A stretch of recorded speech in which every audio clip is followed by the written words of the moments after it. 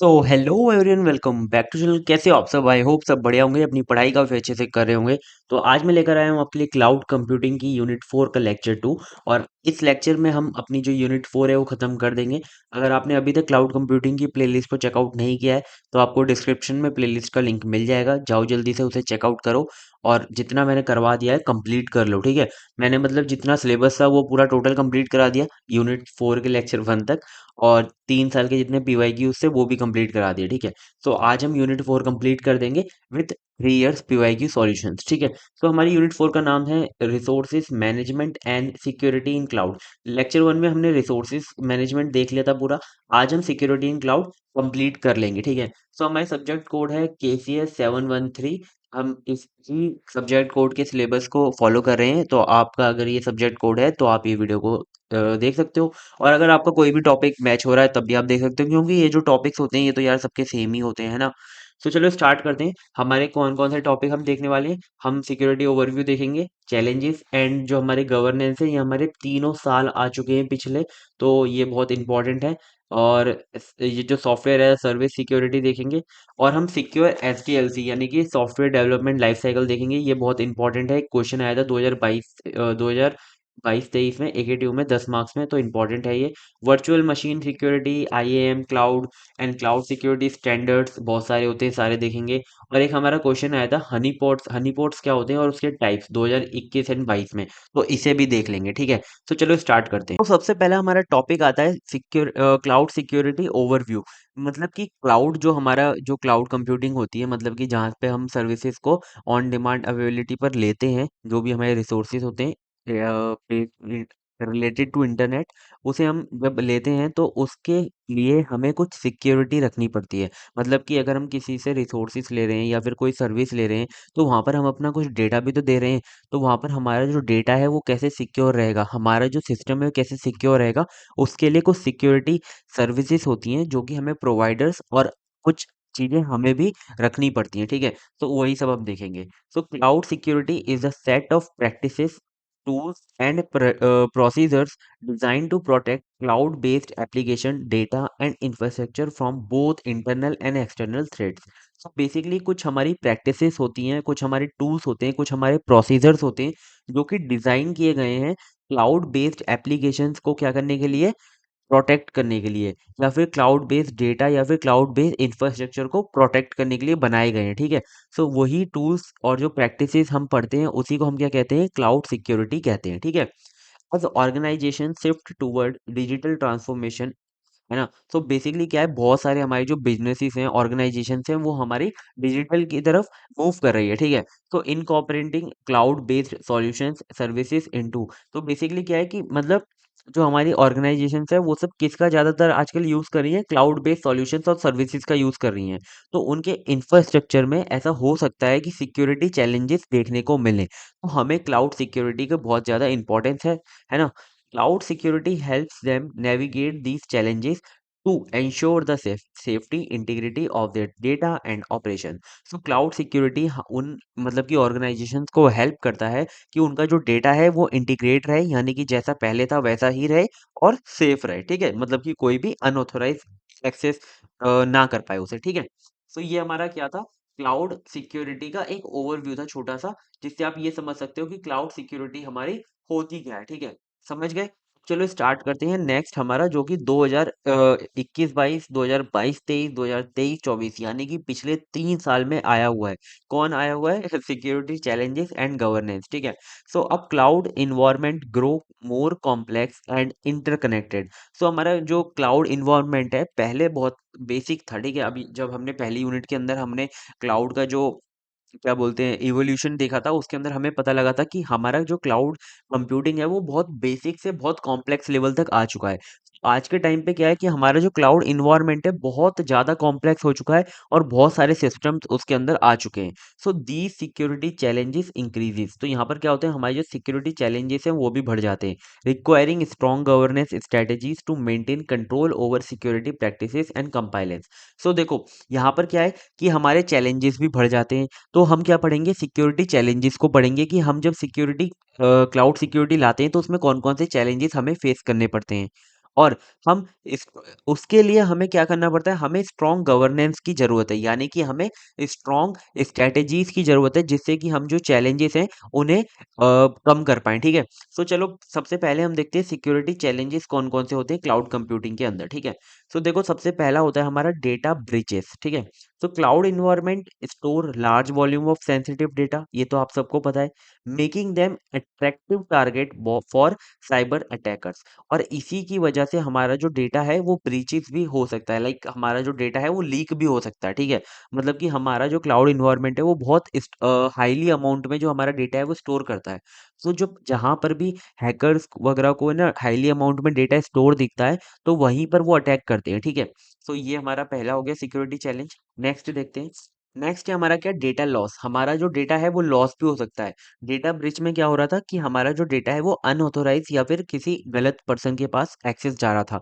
लेकिन ऐसा भी हो सकता है कि आपका डेटा लॉस हो जाए, किसी के पास भी ना रहे, ठीक है? मिसकॉन्फ़िगर्ड storage, accidental deletion and hardware failures can lead to data loss in a cloud without backup. Organization risk losing critical information, ठीक है? तो मतलब अगर किसी भी ऑर्गेनाइजेशन के पास उसके पास बैकअप नहीं होगा, तो उसका जो डेटा है सारा लॉस हो जाएगा और वो क्रिटिकल प्रॉब्लम में फंस जाएंगे, ठीक है?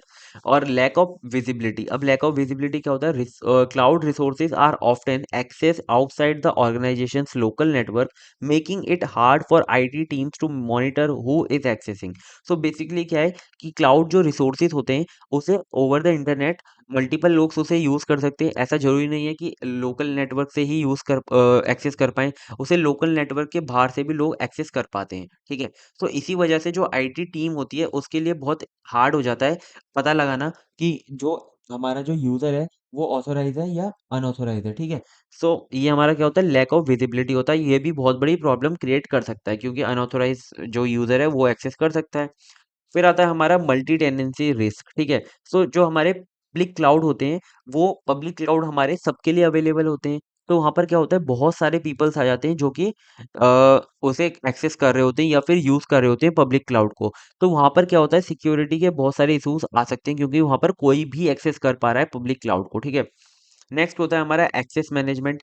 Managing access in a cloud environment is challenging, especially with employees using personal devices and accessing cloud services from various location। so हमारा जो एक्सेस मैनेजमेंट है ये भी बहुत बड़ी प्रॉब्लम है कि मतलब क्या होता है कि एक्सेस हम देखो जो भी क्लाउड रिसोर्सेज लेता है उसके पास पावर होती है कि वो स्टार्टिंग में कैसे अपने जो एक्सेस है वो डिवाइड करना चाहता है, ठीक है? तो जैसे कि उसने अपने एम्प्लॉयज़ को कुछ एक्सेस दे रखे हैं और उसको अपने पर्सनल डिवाइसेस पर पोर्टल दे रखे हैं जहाँ से वो एक्सेस करेगा, ठीक है? और वो डिफरेंट लोकेशन से कर रहे हैं।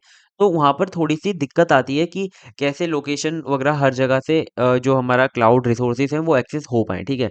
तो ये भी एक चैलेंज है, ठीक है?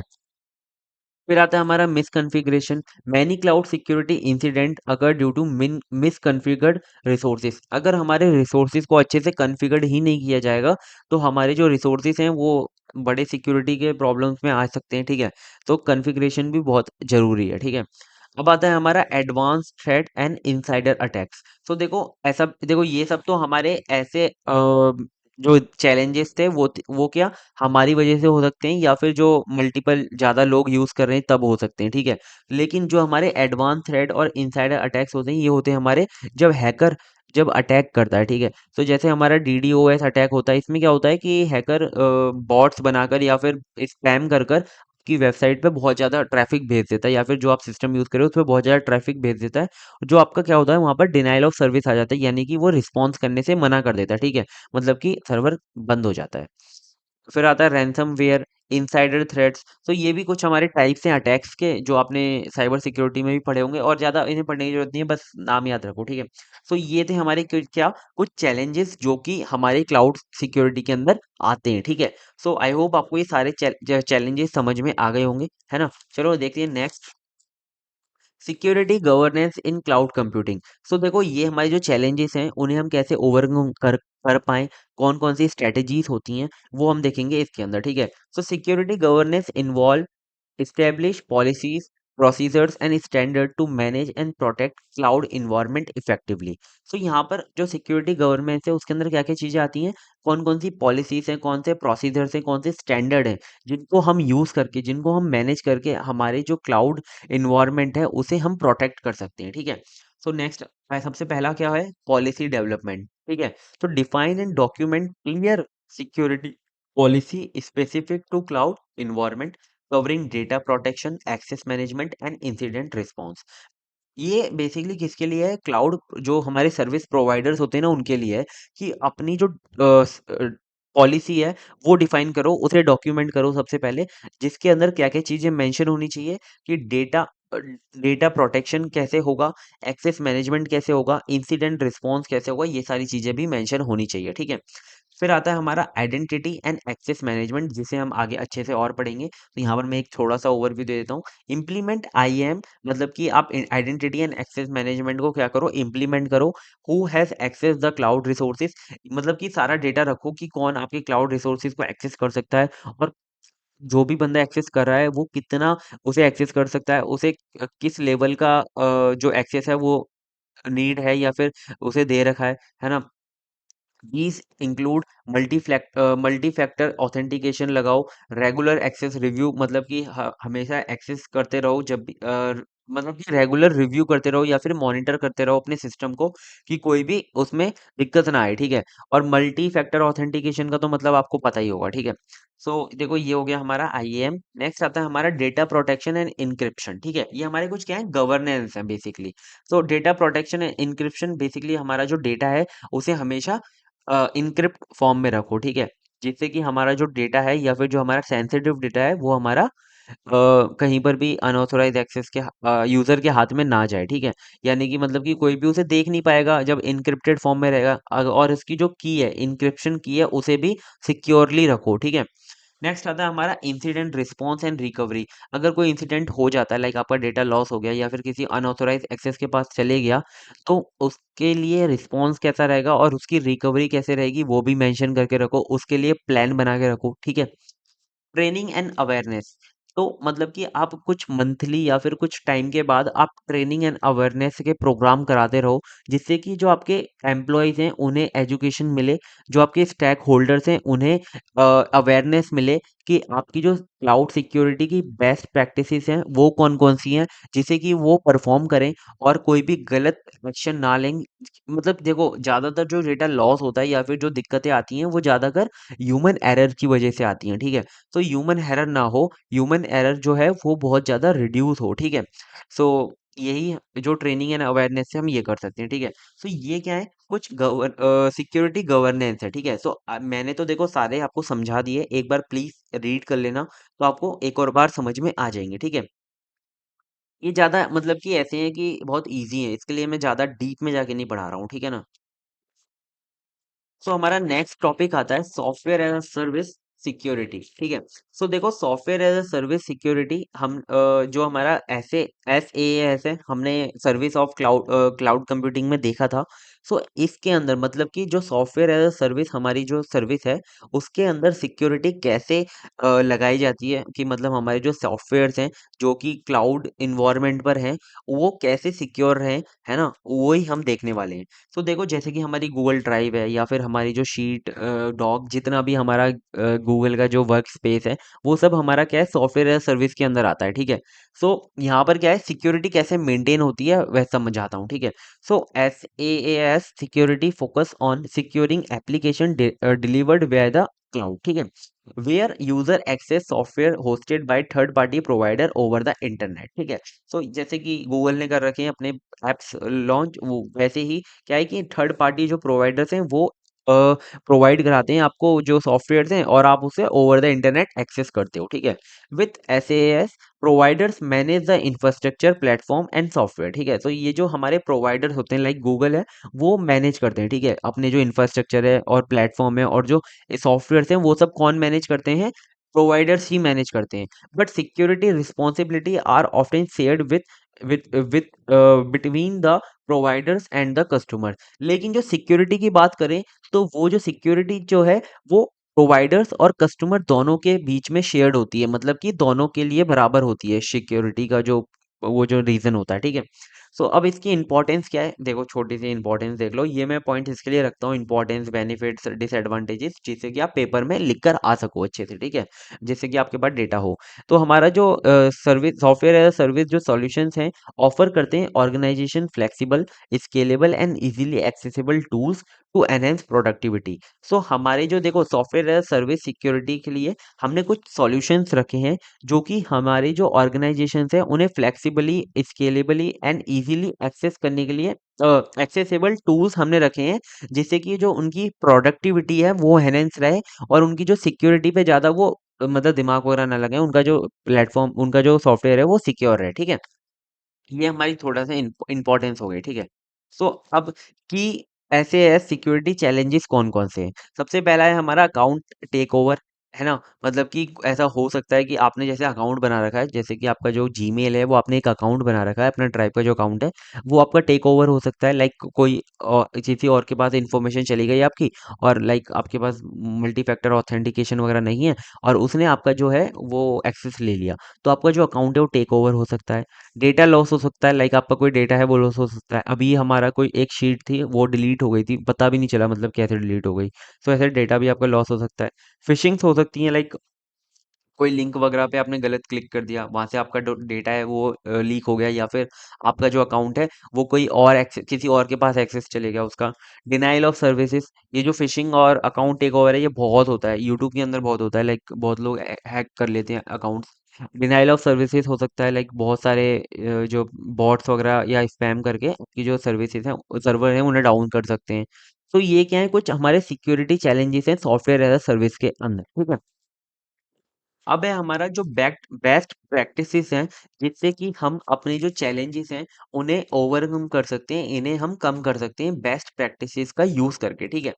तो कौन कौन सी बेस्ट प्रैक्टिसेस हैं? सबसे पहले है automated discovery, like continuously monitor करते रहो, monitor to quickly detect and secure any unauthorise और अनमैनेज एप्लीकेशंस। लाइक आप ऑटोमेटेड जो है कंटिन्यूअसली मॉनिटर करते रहो अपना जो भी सिस्टम है और जो भी सॉफ्टवेयर है उसे, कि कोई भी अनऑथोराइज्ड एक्सेस तो नहीं है उसके अंदर, कोई भी अनमैनेज्ड एप्लीकेशन तो नहीं दिख रही, वहां से तुरंत आप डिटेक्ट कर लोगे और उसे सिक्योर कर लोगे अपनी जो सॉफ्टवेयर है।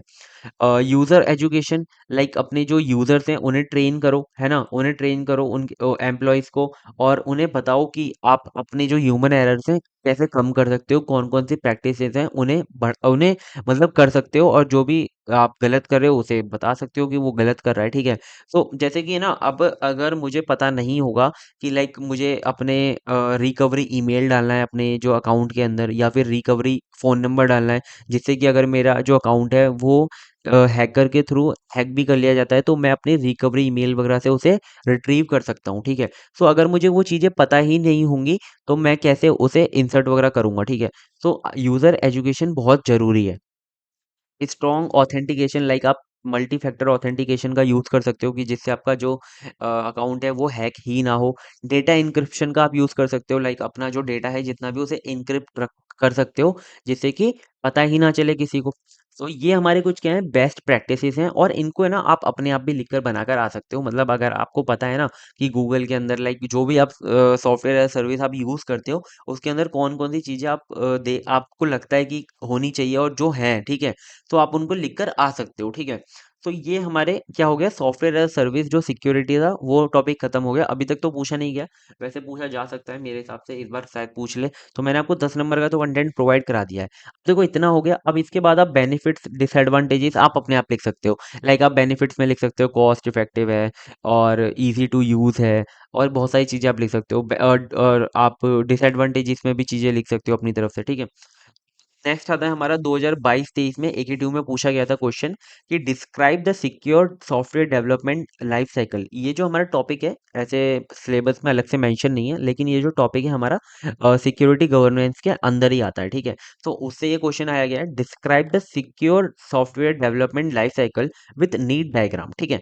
सो हमारी जो सिक्योर, देखो हमने सॉफ्टवेयर डेवलपमेंट लाइफ साइकिल हमारे सॉफ्टवेयर इंजीनियरिंग सब्जेक्ट में पढ़ी थी, ठीक है। लेकिन अब हर एक स्टेप पर कैसे आप सिक्योरिटी का भी ध्यान रखोगे, वही बस इसके अंदर ऐड हो जाता है, ठीक है। So secure software development life cycle होती क्या है? The secure SDLC is a process that incorporates security measures into each phase of a software development life cycle. ठीक है, पढ़ने से ही पता चल रहा है। This help in identifying and address security vulnerabilities as early as possible. मतलब कि जब हम अपने सॉफ्टवेयर को डिज़ाइन कर रहे हैं, मतलब कि सॉफ्टवेयर डेवलपमेंट लाइफ साइकिल में हम क्या करते हैं, पूरे सॉफ्टवेयर को हम डिज़ाइन करते हैं और डेवलप करते हैं। ठीक है, अगर हम हर एक फेज पर अपनी सिक्योरिटी का ध्यान रखेंगे तो हमें बहुत जल्दी पता चल जाएगा कि हमारे सॉफ्टवेयर सिस्टम के अंदर कौन-कौन सी वल्नरेबिलिटीज़ हैं, मतलब कि कौन-कौन सी कमियाँ हैं जहाँ से हमारा जो डेटा है वो लॉस हो सकता है। तो हम उसे जल्दी से जल्दी रिकवर कर पाएँगे और उसे हम मतलब क्या बोलते हैं, अल्टर कर पाएँगे। ठीक है? सो विथ फिक्सिंग सिक्योरिटी, हाँ, फिक्स कर पाएँगे। ठीक है? Fixing issues later in the process.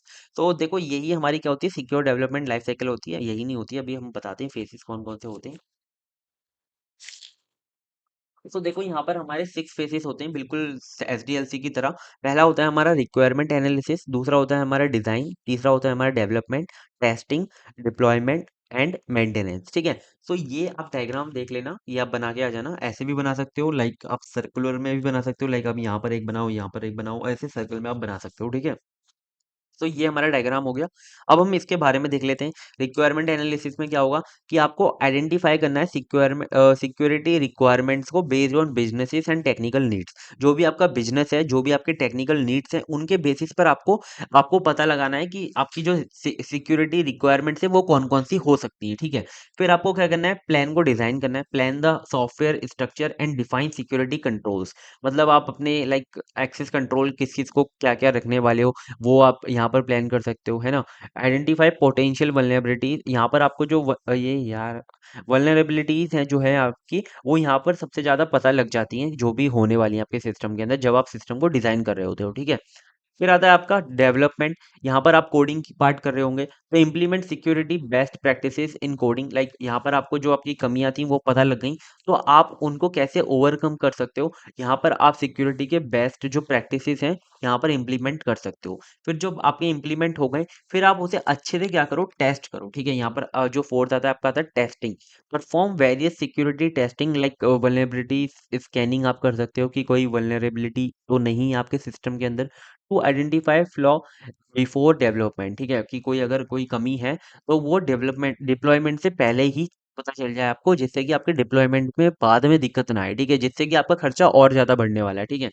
सो देखो यहाँ पर फिर आता है deployment, like ensuring secure deployment of the software. क्या करना है, अपने सॉफ्टवेयर को सिक्योरली डिप्लॉय करना है। Configuration applying to secure the environment, जिस भी आप एनवायरनमेंट में अपने सॉफ्टवेयर को डिप्लॉय कर रहे हो, उसे अच्छे से कॉन्फ़िगर करो अपनी सिक्योरिटी मतलब सिक्योरिटी चेक वगैरह करके। नेक्स्ट आता है हमारा क्या, मेंटेनेंस। मेंटेनेंस लाइक हमारा जो डिप्लॉय हो गया, अगर उसके अंदर बाद में कोई कमी आती है तो हमेशा उसे मॉनिटर करते रहो और अपडेट देते रहो। अगर आपको लगता है कोई भी वल्नरेबिलिटी नई आ रखी है तो उसे हैंडल करने के लिए अपडेट दो, है ना? और कंडक्ट करो रेगुलर ऑडिट्स, हमेशा मतलब चेक करते रहो। ठीक है? तो ये थी हमारी क्या, secure software development life cycle. ठीक है? तो यहाँ तक आई होप आपको पूरा क्लियर होगा, है ना? सारे टॉपिक क्लियर है ना आराम से? तो चलो नेक्स्ट देखते हैं हमारा टॉपिक। यहाँ तक सब कुछ क्लियर है ना? What is virtualised security? ठीक है? सो वर्चुअलाइजेशन मैंने बहुत अच्छे से पढ़ाया था यूनिट सेकंड में, उसके अंदर हमने वर्चुअलाइजेशन सब कुछ देख लिया था, वर्चुअलाइजेशन के अंदर सारी चीजें। ठीक है? तो आज हम देखेंगे कि वर्चुअलाइजेशन के अंदर कैसे हम सिक्योरिटी को इम्प्लीमेंट करते हैं, उसके अंदर सिक्योरिटी की नीड कितनी है। ठीक है? सो देखो, ये हमारा जो वर्चुअलाइज्ड सिक्योरिटी है वो सिक्योरिटी वर्चुअलाइजेशन के नाम से भी जाना जाता है। ये यार ये इजी चीज है। ठीक है? It refer to security solution that are software based and designed for virtualized IT environment। So basically यहाँ पर क्या होते हैं, सिक्योरिटी सॉल्यूशंस होते हैं जो कि हमारे सॉफ्टवेयर बेस्ड होते हैं और डिजाइन किए जाते हैं वर्चुअलाइज्ड आईटी इन्वायरमेंट के लिए। ठीक है? तो देखो हमारे जो जैसे इंफ्रास्ट्रक्चर या फिर जो हार्डवेयर के लिए सॉल्यूशन आते थे ना, सिक्योरिटी सॉल्यूशन, वो हमेशा हार्डवेयर बेस्ड ही रहते थे। लाइक उनका है ना, ये रहता था कि वो स्टैटिक रहते थे, वो एक ही हार्डवेयर के लिए अगर आपने लगा दिए तो वो उसी के लिए रहेंगे। ठीक है? लेकिन जैसे कि आपके राउटर के लिए आपने कोई लाया तो आप राउटर के लिए रख सकते हो उसे, है ना? फायरवॉल के लिए आप फायरवॉल के लिए रख सकते हो। लेकिन यहाँ पर जो है हमारे जो वर्चुअलाइज सिक्योरिटी सॉल्यूशंस होते हैं वो सॉफ्टवेयर बेस्ड होते हैं। ठीक है? तो वो डायनेमिक होते हैं, आप उसे मतलब अलग अलग इंफ्रास्ट्रक्चर के लिए यूज कर सकते हो। ठीक है? ये इसका थोड़ा एडवांटेजेस होता है। सो और यहाँ पर मैं लिखा भी तो हुआ है, unlike traditional hardware based security which is static and tied to specific devices like routers, बिल्कुल मैंने जो बोला वही लिखा हुआ है। Virtualise security is flexible and dynamic allowing it to be deployed anywhere in the network, ठीक है। तो मतलब नेटवर्क में जो भी जहां पर भी आपको डिप्लॉय करना है आप कर सकते हो, वहां पर क्या था, स्टैटिक था वो, ठीक है। तो ये हो गया। This this flexibility is essential in cloud environment, और जो ये फ्लेक्सिबिलिटी है ना बहुत ज़्यादा जरूरी है आपकी क्लाउड इन्वायरमेंट के अंदर, क्योंकि जो because workload and application are created dynamically, क्योंकि यहाँ पर जो आपके एप्लीकेशन हैं और या फिर जो आपके वर्कलोड्स हैं वो डायनेमिकली ही क्रिएट होते हैं, ठीक है। मतलब स्टैटिकली नहीं होते, वो डायनेमिकली क्रिएट होते हैं, जब आप मर्जी जब कर लिया आपने क्रिएट, लाइक जब आपने कहाँ पर यूज़ करना है, कितना यूज़ करना है, आपकी जो रिक्वायरमेंट है कभी भी बढ़ा सकते हो, कम कर सकते हो। तो ये क्या है, डायनेमिक ही होने चाहिए जो आपके सॉल्यूशंस हैं वो भी, ठीक है। तो यहाँ तक आई होप आपको क्लियर होगा वर्चुअलाइजेशन के अंदर सिक्योरिटी कैसे काम करती है, ठीक है। सो देखो, हाउ वर्चुअलाइज्ड सिक्योरिटी वर्क, यहाँ पर देखते हैं। Virtualised security replicate the functions of traditional security appliances like firewalls, antivirus. तो देखो वर्चुअलाइज्ड सिक्योरिटी क्या करती है, रेप्लिकेट ही करती है जो भी हमारे ट्रेडिशनल सिक्योरिटी अप्लायंसेस हैं, लाइक फायरवॉल्स और एंटीवायरस है ना, इनके जो क्या बोलते हैं फंक्शंस हैं, उन्हीं को रेप्लिकेट करती है अपने अंदर, मतलब वही फंक्शंस होते हैं थ्रू सॉफ्टवेयर, ठीक है, और सॉफ्टवेयर के अंदर, ठीक है। It also leverages virtualisation specific security strategies. वो तो रहते ही हैं इसके अंदर ट्रेडिशनल जो थे, लेकिन इनके अंदर कुछ नए वर्चुअलाइजेशन स्पेसिफिक सिक्योरिटी स्ट्रेटेजीज भी होती हैं, ठीक है। अब देखो इसके अंदर दो पार्ट है। पहला है हमारा micro segmentation, creating secure zones to limit attackers movement with in the network. अपने नेटवर्क के अंदर कुछ जोन्स बनाते हैं, मतलब कि अपने जो बड़ा नेटवर्क होता है उसे छोटे छोटे पहले तो सेगमेंट्स में डिवाइड करके, अब उन सेगमेंट्स के अंदर कुछ रूल्स क्रिएट करके, जिससे कि हमारा जो अटैकर्स है वो अपने जो क्या बोलते हैं लिमिट अपनी जो मूवमेंट्स हैं उन्हें लिमिट कर पाए, ठीक है, मतलब कि ज़्यादा ना कर पाए, जिससे कि आपका जो डेटा है वो कहीं लॉस ना हो जाए, ठीक है। फिर आता है आपका इंक्रिप्शन। आपकी जो एप्लीकेशन लेयर है और जो आपका इंफ्रास्ट्रक्चर है उनके बीच में जो डेटा रहता है वो हमेशा इंक्रिप्टेड रहता है, ठीक है। तो ये दो पार्ट हो गए। ये होता है हाउ वर्चुअलाइज सिक्योरिटी वर्क्स, ठीक है। नेक्स्ट आता है हमारा बेनिफिट्स एंड रिस्क। तो ये आप पढ़ के ही समझ जाओगे, ठीक है, क्या बताऊं, cost effective, flexibility, efficiency, complexity, workload management, ये हमारे रिस्क होते हैं, या लाइक हमारा डिसएडवांटेजेस होते हैं, ये हमारे बेनिफिट्स होते हैं वर्चुअलाइज सिक्योरिटी के, ठीक है। So types of virtualisation security, ये थोड़ा इंपॉर्टेंट है, ये बताता हूँ मैं आपको। तो देखो टाइप्स ऑफ वर्चुअलाइजेशन सिक्योरिटी होते कौन कौन से। पहला होता है हमारा सेगमेंटेशन। सेगमेंटेशन का मतलब ये होता है किसी भी आप बड़े नेटवर्क को छोटे छोटे सेगमेंट्स में, यानी कि छोटे छोटे पार्ट्स में अगर आप डिवाइड कर देते हो तो उसे हम सेगमेंटेशन कहते हैं। तो यहाँ पर क्या होता है, limits access to resources by controlling traffic between network segments. क्या करते हो कि मतलब कि आपका पूरा बड़ा नेटवर्क है, उस पर बहुत सारे लोग हैं, तो उसे क्या करते हैं वो छोटे छोटे नेटवर्क के अंदर डिवाइड कर देते हैं, जिससे कि आपके जो लोग हैं, मतलब कि जो भी बंदे हैं वो अलग अलग हो जाएं। और जैसे कि आपकी एक बड़ी बिल्डिंग है, ठीक है, उसके अंदर क्या होता है कि छोटे छोटे रूम्स होते हैं ना, कि ये वाली फैमिली इसमें रहेगी, ये वाली फैमिली इसमें रहेगी, ये वाली फैमिली इसमें रहेगी। तो क्या करते हो आप उन्हें अलग अलग कर देते हो, ठीक है, जिससे कि क्या होता है उनके जो रिसोर्सेज के जो एक्सेस हैं वो लिमिट हो जाते हैं, ठीक है, मतलब कि वो एक ही रूम के जो रिसोर्सेज है उन्हें यूज करेंगे। ऐसे ही होता है कि यहाँ पर जो छोटे सेगमेंट सेगमेंट बना देते हैं, तो वहां पर क्या होता है आपके जो क्या बोलते हैं, आपका जो डेटा लॉस होने के चांसेस हैं वो कम हो जाते हैं, ठीक है। सेगमेंट्स ये होते हैं। नेक्स्ट होता है हमारा माइक्रो सेगमेंटेशन। अब देखो सेगमेंटेशन में हमने क्या किया था कि हमने छोटे छोटे नेटवर्क्स बनाए थे, जैसे कि हमने बिल्डिंग्स के छोटे छोटे रूम्स बनाए थे, ठीक है। अब माइक्रो सेगमेंटेशन में हम क्या होगा कि हमने जो छोटे छोटे रूम्स बनाए या फिर हमने जो छोटे छोटे नेटवर्क्स बनाए हैं उसके अंदर हम क्या करेंगे, रूल्स को डिफाइन करेंगे, कि मतलब आप छोटे रूम में तो रह रहे हो लेकिन कुछ रूल्स के साथ रहोगे कि आप इतना ही काम कर सकते हो। लाइक आपको मैंने एक कंप्यूटर तो दे दिया, लेकिन आप यही रूल्स हैं, लाइक आप यही एप्लीकेशन चलाओगे, आप इतनी ही देर चलाओगे। तो आपने क्या कर दिया, उनके अंदर कुछ रूल्स भी मेंशन कर दिए, ठीक है। वो हमारा क्या होता है, micro segmentation. Applies specific policies to each workload enhancing security with in the data centres, ठीक है। तो रूल्स टू इंडिविजुअल एप्लीकेशंस, तो मैंने ये बता दिया है ना। तो नेक्स्ट आता है हमारा आइसोलेशन। आइसोलेशन में क्या करोगे कि यहाँ पर हम क्या कर रहे थे कि छोटे छोटे रूम बना रहे थे, और उन रूम्स के अंदर क्या कर रहे थे, रूल्स को डिफाइन कर रहे थे। लेकिन यहाँ पर क्या होगा आइसोलेशन के अंदर, कि आप भाई हर एक ग्रुप को अपनी अलग अलग बिल्डिंग दे दोगे, ठीक है, मतलब कि अपने अलग अलग नेटवर्क्स दे दोगे। Separate workload and virtual network specially critical in multi tenant people public cloud to protect infrastructure. Like यहाँ पर क्या होता है कि जैसे एक कंपनी है, उसको अपना एक अलग क्लाउड चाहिए। मतलब कि उसे ना ये चाहिए कि भाई मेरा एक अलग क्लाउड होना चाहिए, और मेरे को जो मेरा जो नेटवर्क है अलग होना चाहिए, मैं किसी और कंपनी के साथ मिक्सअप वगैरह नहीं करूंगा।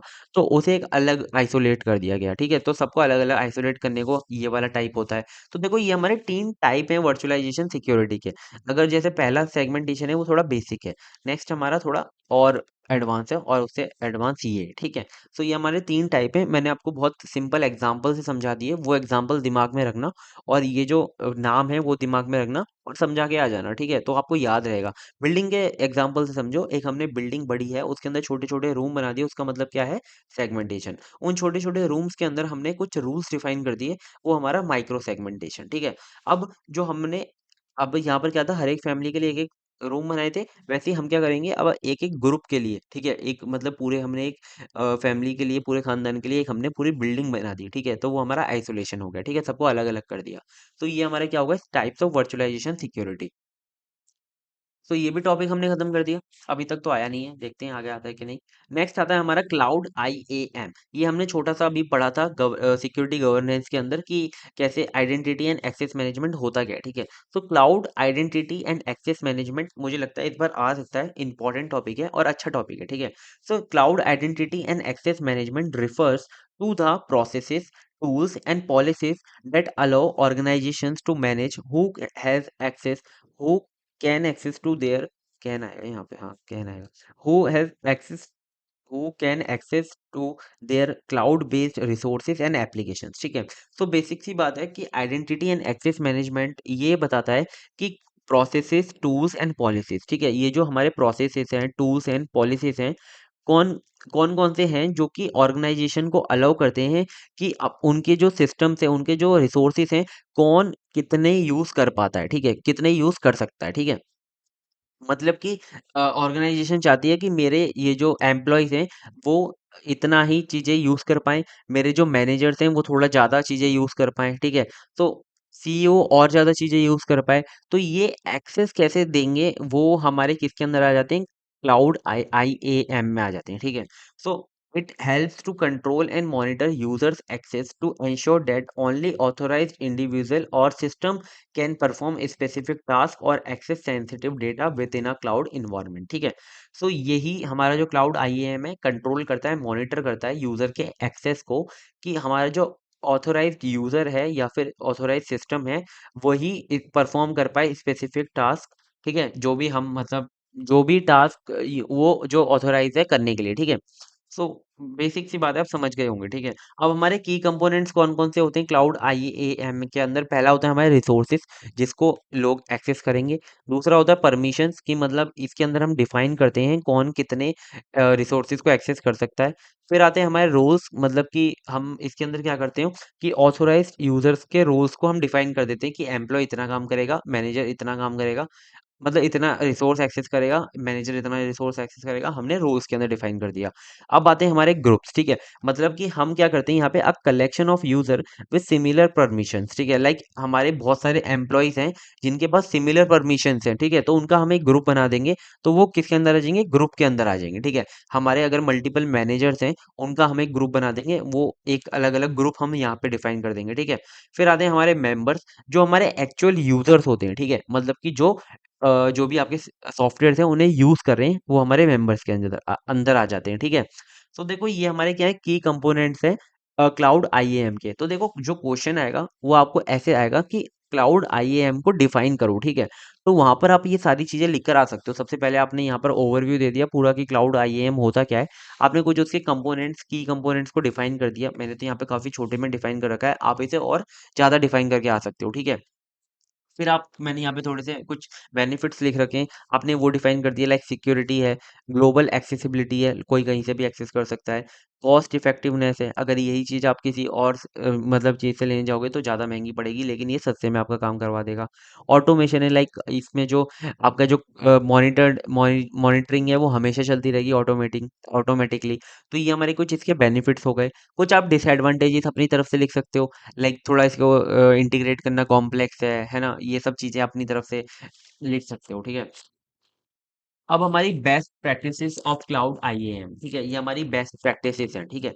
सो यूजर मल्टी फैक्टर ऑथेंटिकेशन का आप यूज कर सकते हो कि जिससे कि आपका जो एक्सेस है वो सिर्फ ऑथोराइज यूजर के पास रहे। आप लिमिट एडमिन एक्सेस, मतलब कि हर किसी को ज्यादातर चीजें यूज करने मत दो, मतलब कि हर किसी की जो लिमिट है वो सेट करके रखो।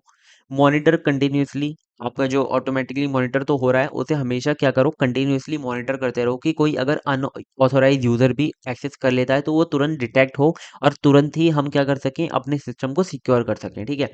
तो देखो ये जो सारे टॉपिक्स हैं ना यार, सच में बहुत ईजी टॉपिक हैं, बस रीड करके ही समझ में आ रहे हैं। बस ये था कि ये जो कंटेंट है एक जगह अवेलेबल नहीं था, ठीक है, तो हमने बहुत ज़्यादा रिसर्च विसर्च करके मतलब वो अवेलेबल करा दिया, ठीक है।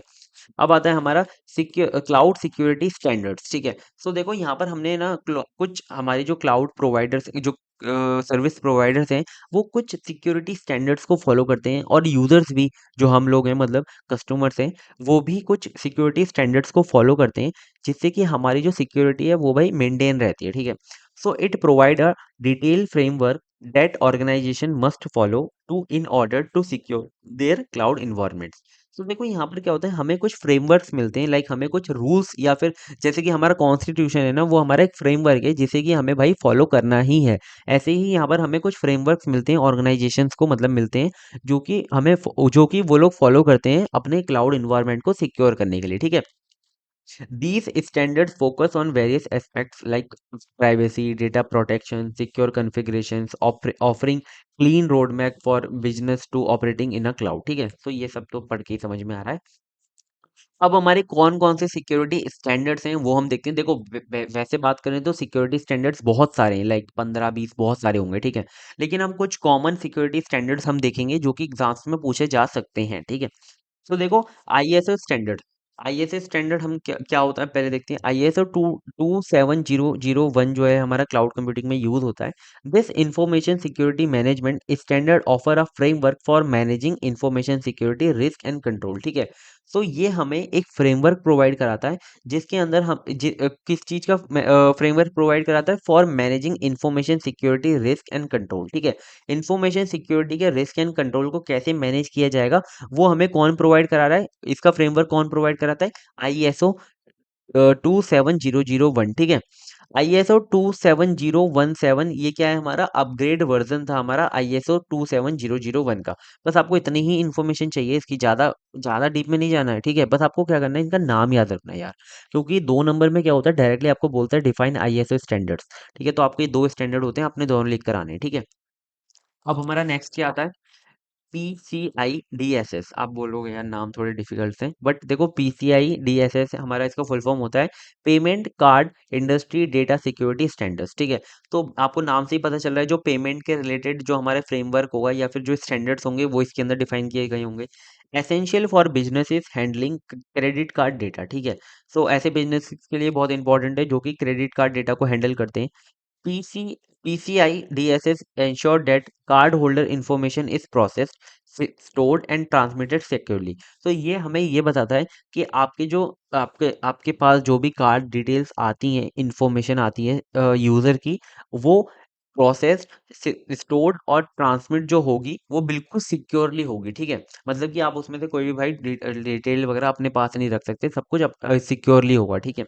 फिर आता है आपका GDPR, ठीक है, जनरल डेटा प्रोटेक्शन रेगुलेशन, ठीक है। सो बेसिकली ये हमारा किसने डिफाइन किया था, यूरोप ने डिफाइन किया था, कॉन्टिनेंट ने। सो देखो enforce strict data privacy and security standards for individual in a Europe. So देखो यूरोप के अंदर क्या होता है कि हमेशा यूरोप की भाई वहां पर ऐसे गवर्नमेंट ने डिफाइन कर रखा है कि यूरोप के जो रेसिडेंट्स हैं या फिर जो भी सिटीजन्स हैं, उनका डेटा कोई भी रख नहीं सकता उनकी बिना मर्जी से, ठीक है। मतलब उनको हमेशा ट्रांसपेरेंसी आपको दिखानी पड़ेगी, अगर आप उनका डेटा लेते हो तो आपको वापस देना पड़ेगा, ठीक है। अभी आपने अगर न्यूज़ भी पढ़ी है तो यूरोप में एक लड़की थी, उसने टिंडर ऐप 2 दिन के लिए यूज़ किया था।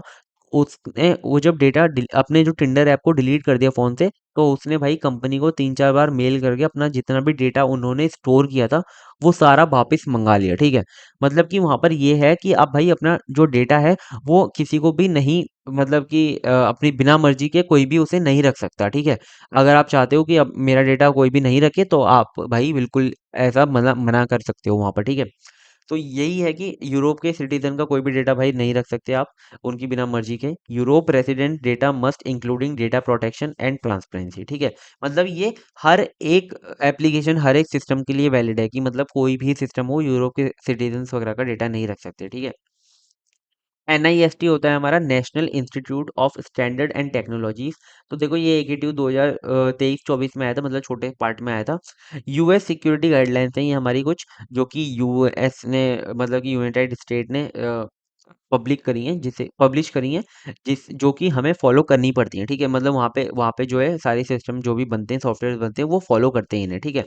It provide a guide to keeping data secure, or many US businesses and agencies follow these guidelines to make sure they are doing things safely in the cloud। तो ये हमें क्या करती हैं, बेसिकली कुछ गाइडलाइंस प्रोवाइड कराती हैं जिससे कि हमारा जो डेटा है वो सिक्योर रहे, या फिर जो यूज़र का डेटा है वो सिक्योर रहे। और बहुत सारे बिजनेस और एजेंसीज हैं जो कि ये जो है NIST, इनकी जो गाइडलाइंस है उन्हें फॉलो करती हैं, जिससे कि उनके जो क्लाउड है वो सेफ रहता है, ठीक है। नेक्स्ट आता है हमारा CIS कंट्रोल्स।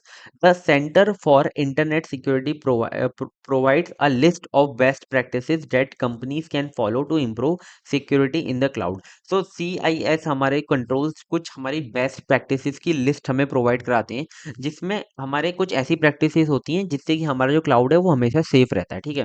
कोई भी ह्यूमन एरर के चांसेस नहीं रहते, ठीक है। एसओसी रिपोर्टिंग, है ना, ये हमारी एसओसी रिपोर्ट एक ऐसी रिपोर्ट है जो कि चेक कर, मतलब देखो बताता हूँ, this report check if a company has the right security measures for data protection specially for provider serving other businesses. So basically क्या है कि एक हमारी रिपोर्ट होती है एसओसी रिपोर्ट, वो हमारी ये चेक करती है कि कंपनी जो है वो राइट सिक्योरिटी मेजर्स को फॉलो कर रही है कि नहीं कर रही डेटा प्रोटेक्शन के लिए। अगर नहीं कर रही तो भाई उसे हटा दिया जाता है, और अगर कर रही है तो ठीक है ना। तो ये हमारे क्या थे, कुछ हमारे कॉमन सिक्योरिटी स्टैंडर्ड से, आपको प्लीज इन्हें पढ़ लेना है ना। नाम मेरे को पता है आपको याद दिक्कत होगी करने में, लेकिन थोड़ा 2-3 बार पढ़ोगे ना तो आराम से यार याद हो जाएंगे नाम, ठीक है। तो याद कर लो नाम, क्योंकि डायरेक्टली 2 नंबर में तो डायरेक्टली नाम से पूछ लेते हैं, ठीक है। और 10 नंबर में ऐसे आ जाएगा कि आपको सिक्योरिटी स्टैंडर्ड को डिफाइन करो, तो आप सारे के सारे डिफाइन करके आ सकते हो जो भी आपके दिमाग में आ रहे हैं, ठीक है। अब हमारा देखो यहाँ पर सिलेबस पूरा कंप्लीट हो गया है, लेकिन हमारा एक क्वेश्चन आया हुआ है 2021-22 में। तो देखो मैं सारे PY की सॉल्व कराता हूँ, तो वो वाला क्वेश्चन कैसे छोड़ सकता हूँ, ठीक है। तो देखो ये वाला क्वेश्चन भी जल्दी से कर लो, क्योंकि अगर आ गया तो फिर भाई रिग्रेट होगा। तो देखो AKTU 2021-22 में 10 नंबर में आया था ये question. What is honey pot, what are the difference different types of honey pot, ठीक है।